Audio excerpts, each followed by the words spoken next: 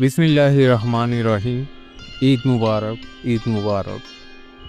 আজ পবিত্র ঈদুল আজহার দিন আমরা ওকিয়া উপজেলা কেন্দ্রীয় জামি মসজিদে একত্রিত হয়েছি ঈদের নামাজ আদায় করতে। নামাজ শেষে প্রিয় বন্ধুবান্ধব আত্মীয় স্বজনদের সঙ্গে কুশল বিনিময় করেছি। একে অপরের মুখে হাসি ফুটে উঠেছে। ঈদের এই খুশির দিনে শুধু আনন্দই নয়, রয়েছে আত্মত্যাগ ও আত্মশুদ্ধির মহান শিক্ষা। কুরবানির প্রকৃতিও অর্থ শুধুমাত্র পশু জবাহ করা নয়, বরং নিজের ভেতরের অহংকার, হিংসা, লোভ আর স্বার্থপরতাকে ত্যাগ করে আল্লাহর সন্তুষ্টির পথে চলা।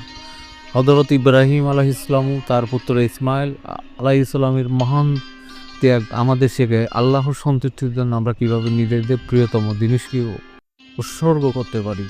এই কোরবানি আমাদের হৃদয়কে করে তোলে আরও নম্র, আরও মানবিক। আমাদের মনে করিয়ে দেয় আমাদের চারপাশ যারা কষ্টে আছেন, যাদের মুখে হাসি নেই, তাদের পাশে দাঁড়ানো হচ্ছে প্রকৃত ত্যাগ।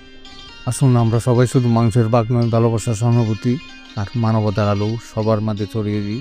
আত্মশুদ্ধির এই মহা উৎসবে আমরা যেন প্রতিজ্ঞা করি নির্লোভ জীবন, আল্লাহর বই মানুষের কল্যাণে কাটাবে আমাদের দিন।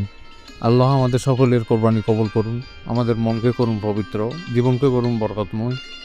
সবাইকে পবিত্র ঈদুল আজহার আন্তরিক শুভেচ্ছা ও মুবারকবাদ। ঈদ মুবারক।